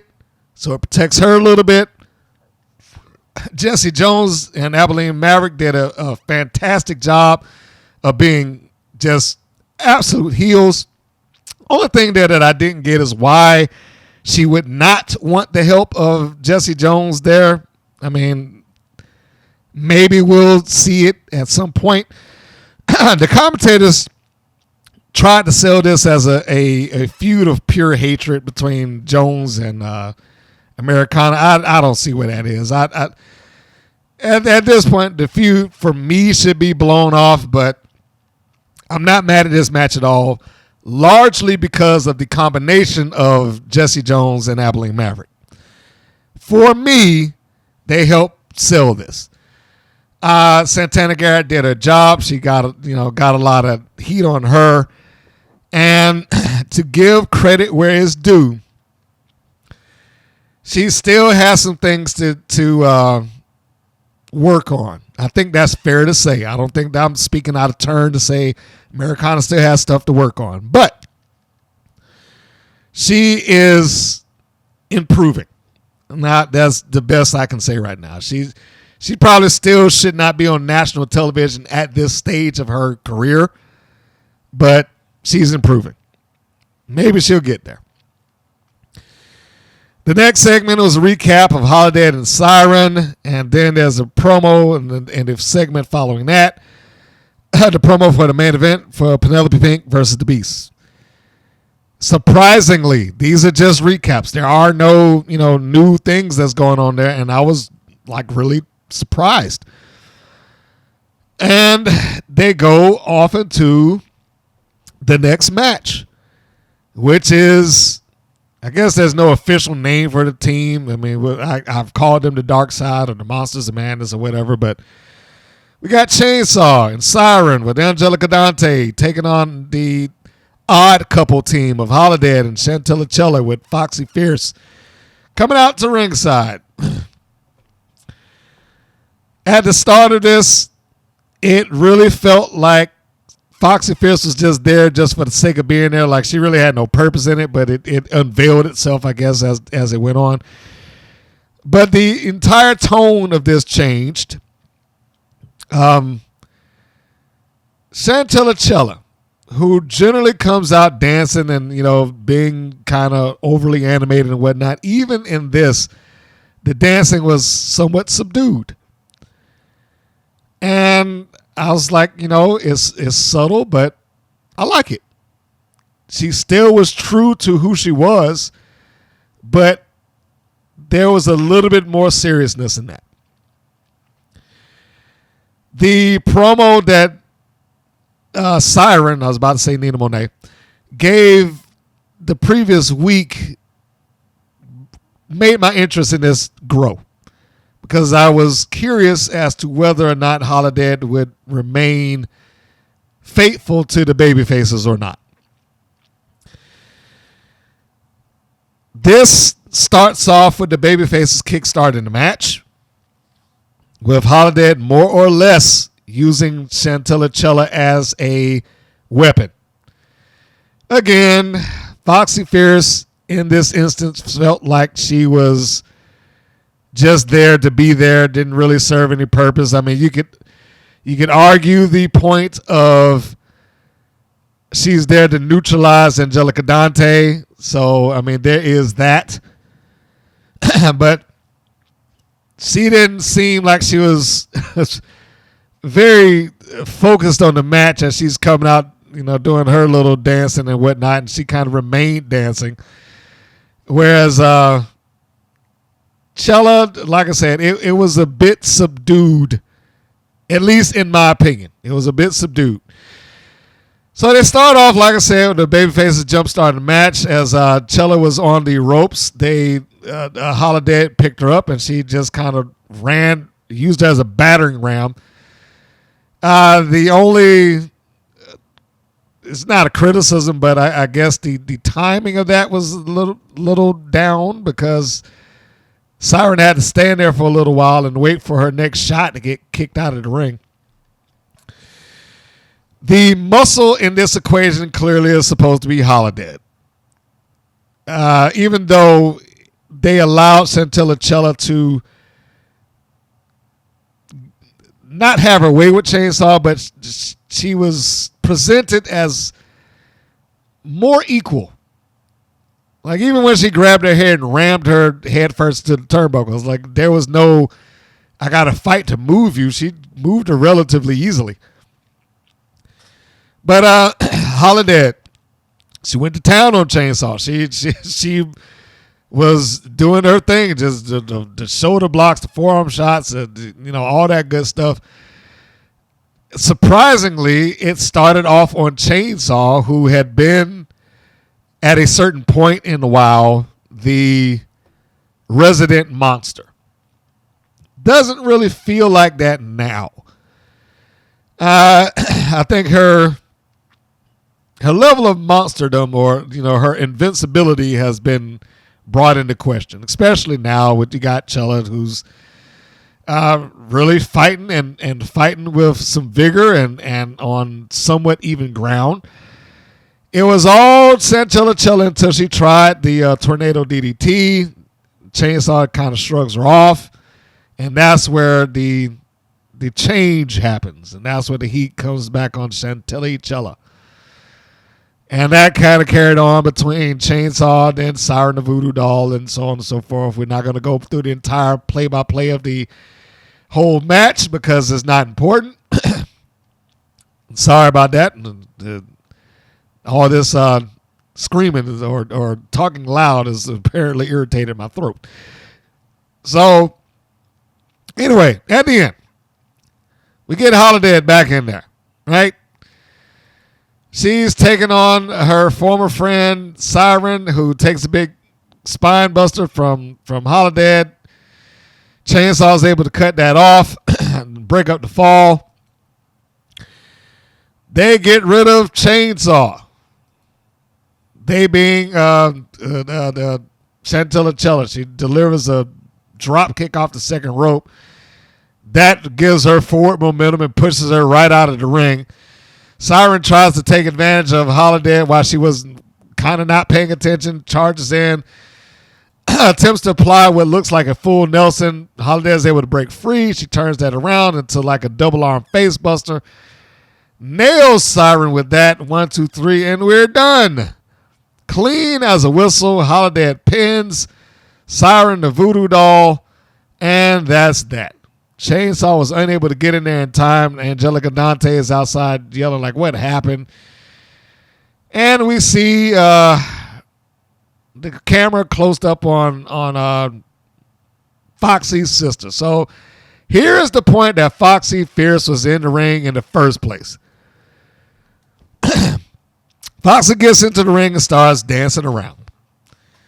Chainsaw sees them and she charges in, because Holidead doesn't want to participate in the dance. She's like, I'm not down with that. So they start dancing and they don't see this big lurking giant coming up on them, and they both get clotheslined. Holidead tries to stop it. She's unable to. So the heels are now getting the heat back at the end of the match, and then Foxxy Fierce becomes the target of their angst. They lay her out, they hold her down, and they're getting ready to let Chainsaw do a splash on her. And then we see Foxy's sister out there like, hey, what are you doing? Why aren't you just doing anything? So she runs from behind the barricade to go help. Now, I'm just going to stop and say this. I'm not a fan of that. I'm not a fan of let's have the not yet wrestler run from behind the barricade and save them unless it's been established that they're a wrestler. Clearly she is, because they're already using it. Well, it's Roxy Fierce, which I'm sure that is not her given birth name is Roxy Fierce. Yeah, come on. So she comes in and she immediately takes Chainsaw down by hooking the legs and pulling her out of the ring, and then she runs in the ring and saves her sister. And then the babyfaces clean house and the heels bail. And then once that happens, it's a dance party.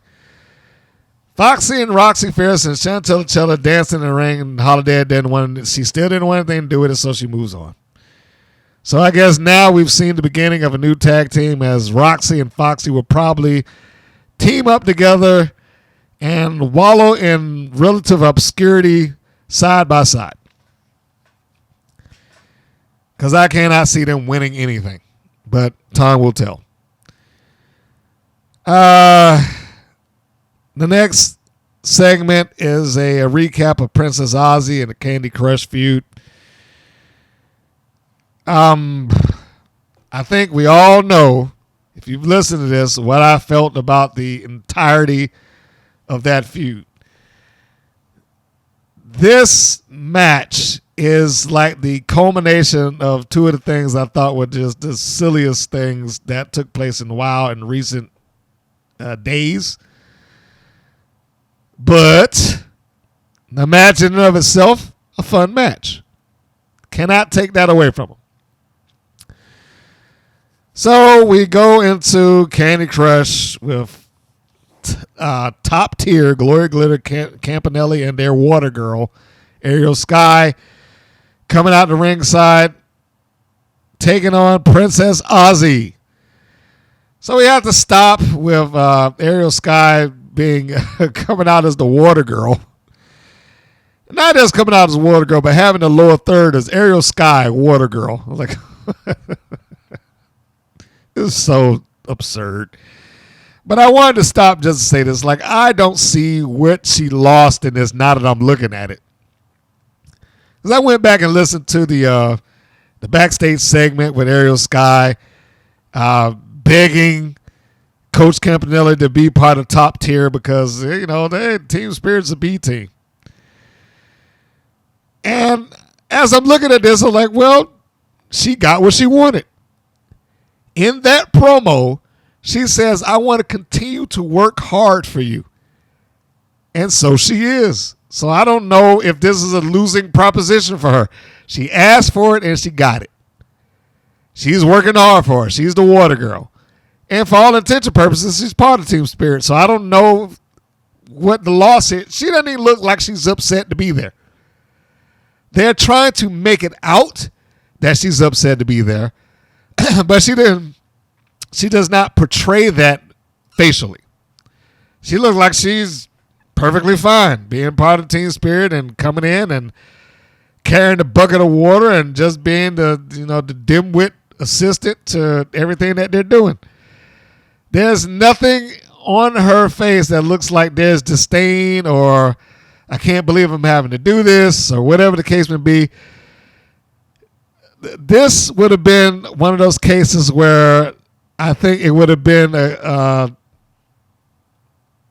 better for the heels to ramp it up. Campanelli and all of them should have been just absolute jerks to her. Hold the ropes. Give me this. Take my towel. Pull my jacket off. All that stuff. But, that didn't happen, so it didn't come across to me, at least, like Aerial Sky was not pleased to be there. She did what she was told to do, as she probably would have had to.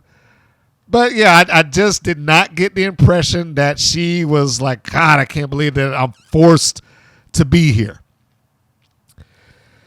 The best thing that happened here is that it was just a match without any pretense behind it. The worst thing that happened here is that David McLean recapped the entire thing verbally and basically he basically put Princess Aussie under the bus. It's like he's recapping this thing. Now, granted, the recap that he gave is all accurate. These are things that happen, but he isn't supposed to say that. Like, you're supposed to try to favor the babyface, or at least put this in, terms that would not be so unfavorable to her. But he's sitting there on commentary like, well, yeah, when she won the title, she did blow her off a little bit, and this, that, and the other. I was like, why are you saying that? Why? Phrase it differently. This is where even David McLean should have been produced here. Phrase that differently. Say something that gives Princess Aussie an out. Yes, she did not have time for Kandy Krush when Kandy Krush wanted time, but it's not entirely her fault. WOW's officers gave her this, that, and the other to do. She was called out the ringside. She couldn't stop at that particular something. Even if he got to just stretch the truth a little bit. But he didn't do that. He just, she blew her off. All right. I was like, wow, okay, David does. I guess that's how we protect our baby faces here. So anyhow, getting away from the storyline, because the storyline is awful. The storyline for Princess Aussie is awful, dealing with Kandy Krush. And the storyline for Ariel Sky is awful, dealing with Coach Campanelli. However, the match saves something. We have to give them that. I don't know who's been working with Kandy Krush, but at least she has been, the little mannerisms that she did, like while she's waiting for Princess Aussie to get in the ring, having Ariel Sky wipe off her boots, and while Aussie's taking the cape off, she's over there like gesturing and whatnot. All of that's good stuff. So we're not going to go off into what you or I or may think about whatever psychology may be in here, because that might be in question. But they being WOW kind of leans into this as a personal issue. It's kind of hard for me to get into it as a personal issue when it's been so far removed from when this took place. And of course, the setup to this does not portray the babyface in the most favorable light. The difference here, like I said, if we're going off of the narrative of the match alone, it works because Kandy Krush came out being a heel. She got into her face. She started pointing at her. She started putting a finger on her. And then Princess Aussie basically like, hey, don't put your finger on me. And then she gives her a smack, she being Kandy Krush. And then Aussie, is like, oh, she sells the smack for a little while. And then she fires off with the forearms. And they are, there was some intensity in that. It was intensity. There was fire. She was trying to get Krush off of the ropes. Krush hooks the ropes so she doesn't go. There was some work here. And I have to admit, I enjoyed the match. I enjoyed this for what it was. I looked at. I tried to watch this a few times because I looked at Top Tier on the outside. I watched the match. The crowd was a different issue, but we're going to ignore them for the moment. This was somewhat presented more as a move and counter move match. The commentators were trying to put this across like, well, they've worked out together and they know each other's stuff, and that's what happens when you train intensely with each other like that.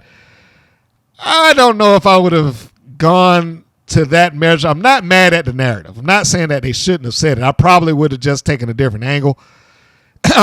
Whereas it was just kind of two top tier, for lack of a better term, not the group, but just a acknowledgement of their level of expertise. Top tier athletes wrestling it off against each other. You have Kandy Krush, who, and this would have probably been a point where you could lay into what Princess Aussie did give to Kandy Krush, that, hey, she came from a different universe. She was a boxer. Yes, the boxing that she gave to Princess Aussie was there to help get her discipline back up, get her back to where she felt confident in competition. But Aussie taught her how to wrestle. And now she's wrestling a little bit more aggressively, but, Aussie helped her learn, move and counter move and this, that, and the other because Aussie's more experienced in it. So you could have played into that just a little bit, but again, I'm not saying that what Nigel Zane or David McClain said was wrong. And Krush did a good job of being aggressive. Could she have been a little bit more? Maybe, but she got into her face. She stood on the back. She draped her across the ropes. So I thought that Kandy Krush did a pretty good job here of trying to look and act like an in-ring bully. On the outside, you got Campanelli and Glitter and Ariel Sky. Again, Ariel Sky doesn't really look like somebody who's upset about being where she's been. There are times where she looks like she's rooting for Kandy Krush rather than the babyface, and I don't know how they're trying to tell their story. So I'll let it be what it is. But again, this is all move and counter move. It was a fun match.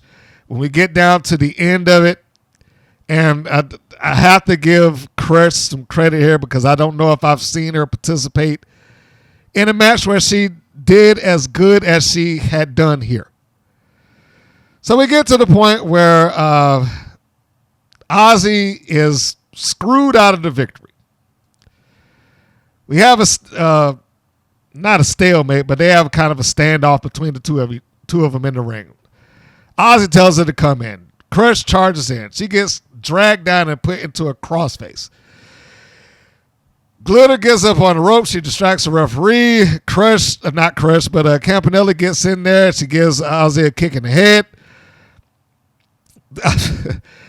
Ariel Sky might have been the one thing in this equation that I did not necessarily agree with because she gets over there and she squirts Princess Aussie seemingly in the mouth rather than in the eyes where she should have been.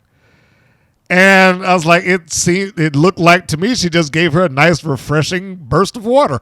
Is that supposed to be distracting or is that supposed to help? I didn't know what she was aiming for here. She aimed and she got her in the mouth. Now, if she got her in the eyes and I'm not seeing it, it didn't reflect on TV. She took the bottle of water. I mean, tell me if I'm wrong. She just walks over there, gives her a spritz, gives her a little squirt, and it looks like she got her in the mouth. And I was like, I don't know if that is supposed to be distracting or not. I don't know if that's supposed to blind her, whatever the case may be. But Aussie still sold that it affected her, even though it probably shouldn't have. And, maybe it could be like, oh, she couldn't get her air or whatever. But it makes it back up. Krush catches her in the Olympic slam or whatever she calls her version of it. Then, bam, 1, 2, 3. And it gives Krush a win. It gives Top Tier a win as a unit. Well, not as a unit, but as a faction. One of their members scored one. And Aussie has an out. She lost, but she lost with the acknowledgement from us as the fans is that she was outnumbered and outgunned and she was, distracted and cheated. So, there's a gripe there. McClain does not do a good job relating the story for sympathy. The match, I thought, spoke for itself, but it was hard for the commentating team to relate a story that made you sympathize with Princess Aussie. It was almost like they made you sympathize more with Kandy Krush. And there's enough of that already, and they shouldn't have done it, but, whatever. If there is any fault that this match has, in my opinion, it is that it existed on the same show as the main event. And that's maybe, if that's the worst thing I can say about it, it's probably ain't that bad. The main event, Penelope Pink with Vicky Lynn and Lana Starr versus The Beast. And the first thing that I noticed here was, holy crap, they did not just instantaneously run off to the commentating booth. I was like, okay, good. So we've got Lana Starr, who comes out and she does a pretty good promo as the heel manager. And then, she gives her lines, and she hands the microphone to Penelope Pink, who also cuts the promo. Pretty good. I thought that she missed an opportunity when she did the line about, BC at the top of the food chain, but I'm the best damn thing that's ever been here. I thought that was a missed opportunity. It's not a bad promo. I just thought she missed a chance to rope it back around to Apex Predator or Hunter or something like that, being that the Beast is top of the food chain. I thought she was setting up a line, and it just didn't happen. So I was like, man, she could have really got a good line in right there. Just did not deliver. But the promo was fine. It's just a secondary and side note to something. Like I said at the beginning, the good outweighed the bad here. And I don't know if I would consider that bad. It's just, something that was missed that could have been. It's another right, if you want to call it that. So the Beast comes out after the promo. She's kind of presented as the big deal that she has been in a while. Looks good here. And I don't know if I have any real complaint out of her in this. They start off with a lockup. Penelope Pink immediately, shows that the Beast is stronger than her. She tries to grab the hair. The Beast is able to fight through it. And then she forces her into a corner. She gets into the corner. Referee tries to get in the way. She thumbs the Beast in the eye. So immediately I'm noticing that Penelope Pink is delivering, or she's presenting the Beast as more powerful, and I have to do little things to try to gain an advantage. This is where the Beast is at her best. When she has somebody that is willing and able and capable of bumping around for her and making her look exceptionally strong in this environment. From the lockup to her having a suplex off of the ropes in the corner. I mean, Penelope Pink, I think, did what she could to really make the Beast look like just a monster as much as he could. And that's not to say anything about Vicky Lynn. I always speak highly of Vicky Lynn McCoy. She gets it.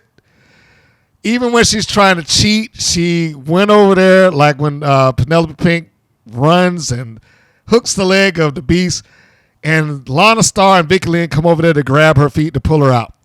And the ref looks at her for a second, and she stops. She puts her hand behind her head. She starts digging in her hair and, fluffing it and whatnot. And it is, again, a case of what Jessie Jones did, what I said about her earlier. She cheats like she is trying to cheat around a referee, and not like this is my spot to do, and he knows that I'm supposed to do it, so therefore he'll ignore it. Because we've seen that. We've seen somebody cheat, and then the referee would just have to turn around and start doing some other stuff. Nope. She is trying to do this as if this ref sees me, then I'm going to cost her the match.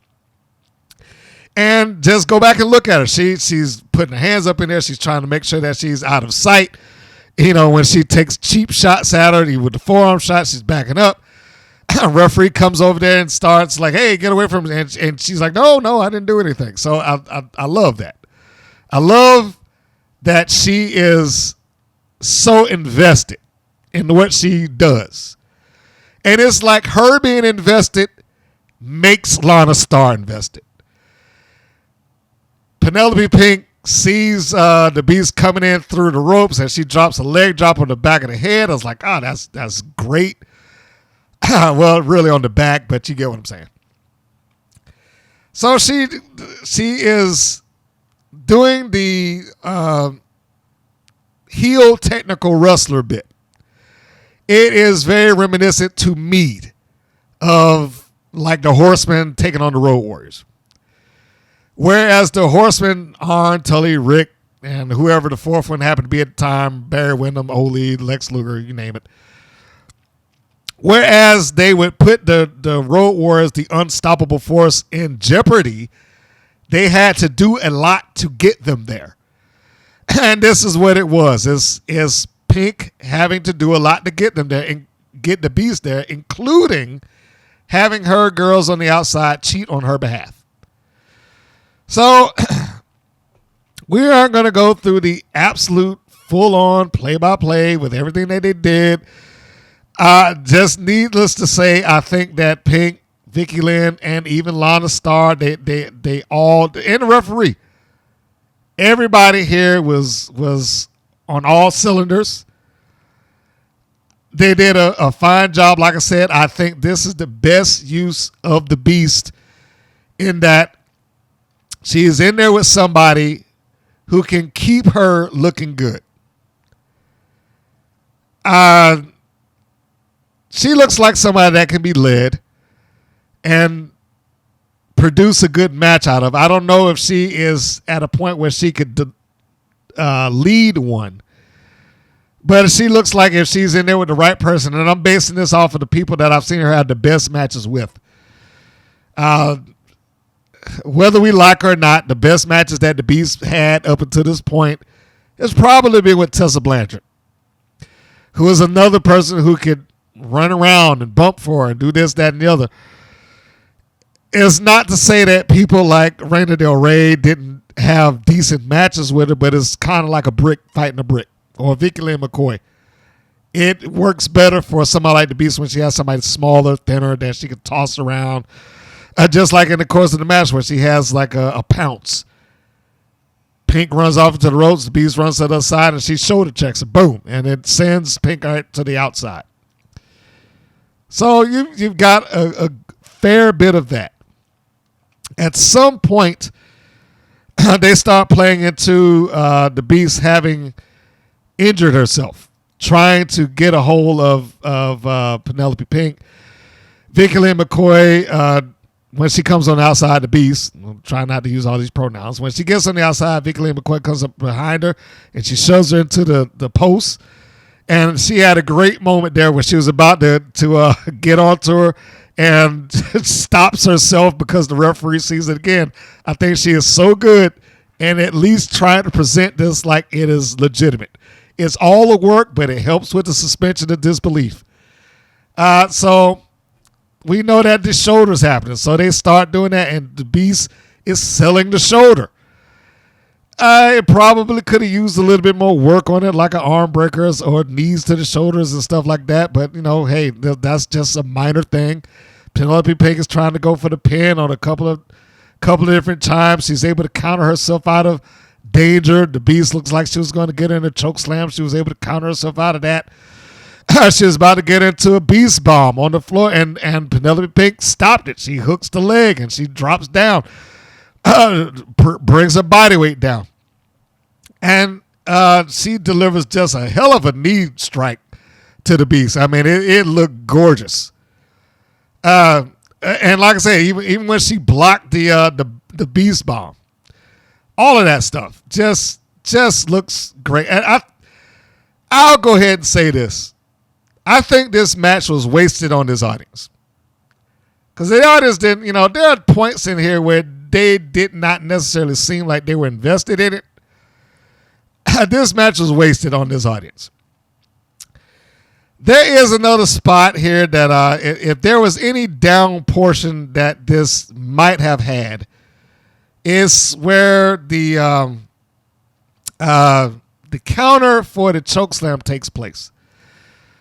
So when the counter happens, Penelope Pink is able to get herself free, and he shoves the Beast off into the turnbuckles.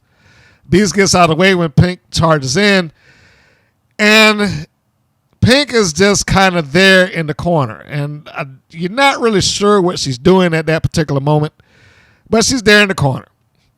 I thought she was trying to remove the turnbuckle pad on purpose, but it looks like it was a spot to kind of illustrate the Beast's strength, where she would go for the German suplex, and her strength is so powerful she just yanks her with the pad across.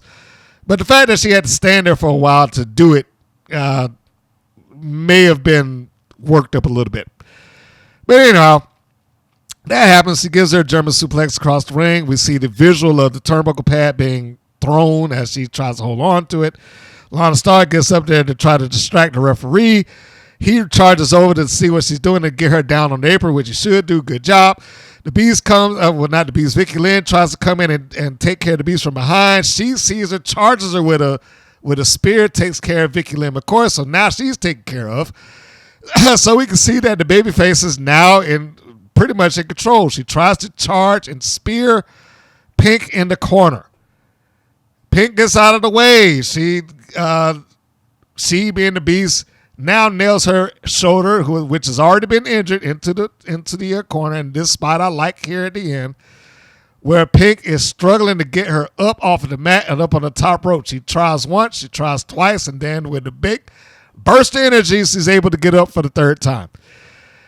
Gets up to the top rope. The Beast is staggered, and Pink is dropping elbows to the base of the neck, and she's getting ready to do a Hurricane Rana from the top.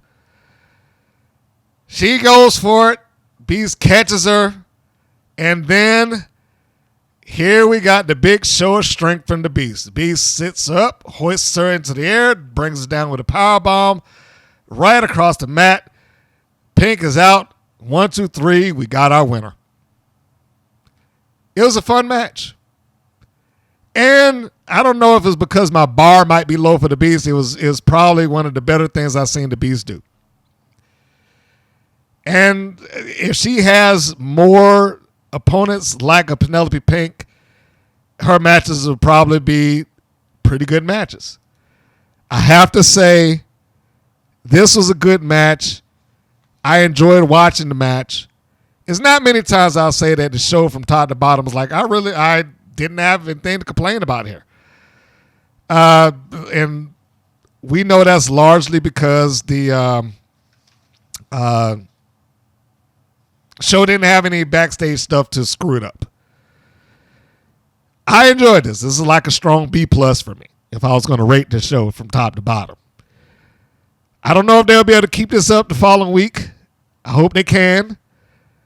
But if we're just going for this one here, I thought they did a pretty good job. And speaking of the next show, this is your point where we're going to do the preview for next week, or the next episode. I shouldn't say next week. So I'm going to read this off, let you know what you're looking forward to if you're listening to this before the program airs.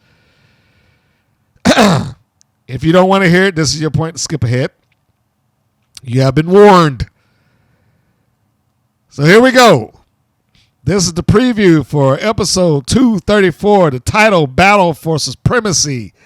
Here is the release that is given to me. Samantha Smart is seemingly willing to do anything to get her IQ superior team of Class Master and the Disciplinarian to the top as they make a challenge for the main event. Steffi Slays joins the sweetest team around, the Mighty Mites, as they face bullies BK Rhythm, Gigi Gianni, and Little J Boogie in the first match of the program. Could there be trouble in exile as Exodus and Ice Cold prepare for a showdown? Ariel Sky must fulfill her duties as Water Girl against former teammate, but with no team spirit to cheer for Pep Riley. She can keep... What the hell is this? I'm sorry. I have to stop here because maybe I'm reading this wrong. Let me try this last sentence again. Ariel Sky must fulfill her duties as Water Girl against her former teammate, but with no team spirit to cheer for Pep Riley. What? I swear to you, that's how it's written. I don't know what that means. Can she keep up with the Cardio Queen, Glory Glitter? I don't know why Pep Riley would have anything to do with that. And so, yeah, I'm sorry. It just threw me off because it just read really badly. I don't know if this will be a good episode or not, just based on what I'm reading. Why is Ariel Sky going against Gloria Glitter to begin with? Isn't she now the water girl? What would she have to wrestle her for? But shouldn't that be a moot point? Why would Ariel Sky be wrestling against Gloria Glitter? She's already lost. She's already part of, by default, she's already part of the top tier. She's the water girl, so I don't know what purpose this would serve. For that matter, I'm not even sure why Ice Cold and Exodus would be wrestling each other. Wouldn't their energies be focused more towards Genesis, who just essentially abandoned the team? I don't even know what to say for Steffi Slays and the Mighty Mites. I mean, in terms of color scheme, she probably fits in there perfectly fine, but that is such a hard match to call. I'm going to say I'm going to say the Brat Pack. Ugh. Even if Jay Boogie's on the team, I guess so. I don't know.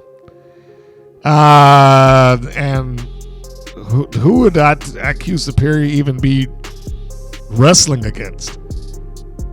They're trying to go to the main event. That's the only thing they say here is that they're willing to do anything to get her a team of IQ Superior to the main event. You know, I am going to take a quick dip into time here. It's going to be quick for you, but for me, I'm going to take a quick look and see what exactly it is that they're advertising with them. So let me take a quick time warp, and we'll get right back to that. Okay, and I'm back. I know that sounded weird because it's probably like I never left. But okay, so yeah, I've looked into this thing on their press site to see what matches. They didn't advertise this match fully, but yeah, the match is. And again, if you don't want to hear it, this is probably a point that you may want to push ahead. But it's going to be the Island Dynasty versus Team IQ Superior. And this incarnation of Team IQ Superior will include Samantha Smart herself. So there you go. There's a little bit of a spoiler there. So we have that to look forward to and to see where this is going to go. And as I said, we got the rest of the matches. Ice Cold versus Exodus. Island Dynasty versus Team IQ Superior, including Samantha Smart. Who else did I say was going to be in there? The Brat Pack versus crap. The Brat Pack versus the Mighty Mites and Steffi Slays. I don't know why I blanked out there. And now that I have looked into it, I can now understand what they were trying to write in the press release. They probably phrased this wrong, because it doesn't look like it's going to be Ariel Sky versus Gloria Glitter. It looks like it's going to be Gloria Glitter versus Pep Riley, and I know that match is just going to be a task for me to sit through and watch. Other than watching Pep Riley getting knocked around and beat, I'm sure she's losing. I don't have to look at that. I am just gonna go ahead and make a quick judgment call. Like, yeah, she's losing. so there you have it. We've got interaction with top tier member Gloria Glitter wrestling against Pep Riley. And maybe this will forward the angle a little bit, and we might be able to see where Ariel Sky has some conflict. This might push something forward. Who knows? But time will tell. Time will tell. We will see. And that's it, folks. That is the entirety of the show. That is the review. I know. Sometimes it comes off like I just don't give WOW any credit, or I give them a hard time, or I give the people there a hard time. But believe it or not, without the benefit of them having any backstage angles or anything like that, if I'm just going off of the commentary, because the commentary did remind me of how absolutely and utterly stupid some of those storylines are. Outside of that, I mean, this is a good show. It was a good show, fun show. It was very hard to not like it. I'll put it down. It was very difficult for me to look at this and like, I still don't like it. So, we'll go with that. And on that note, I've been on long enough. I was trying to breeze through it, but man, it was a lot to cover. So we will tune in for the next episode to see how the predictions worked out, how the angles are going to progress, and what they will pick up with from here. And on that note, be sure to check out the WPN's centerpiece, the nexus for everything that I do, videos and audio, everything I like, at WPNWrestling.com. You can find everything there. If you have not subscribed, you can do me a favor and subscribe here on YouTube to the WPN Wrestling, and on our podcast outlets and greater podcast platforms everywhere. You can find us throughout all of those. And I thank you for doing it. And also for those who have called into those ad spots that air on the website. I can never thank you enough because I can't tell who did it, but I appreciate it. Thank you very much. So I think that covers it. So let's see where this goes, man. And any other things that might be mentioned, or your ideas, or as I said, if you felt like there were missed opportunities that WOW had that it didn't take advantage of, that I didn't name, and you thought of something different, please, absolutely, please leave it below. I'd love to read them. And there's things that you would change within the company. I'd leave that below too. I would love to see that. And on that note, time to close this up. We will close the doors of the shop and end this by saying that this is Mr. Green saying that this is Mr. Green saying so long, and we will see you on the next go round. Take care, everybody.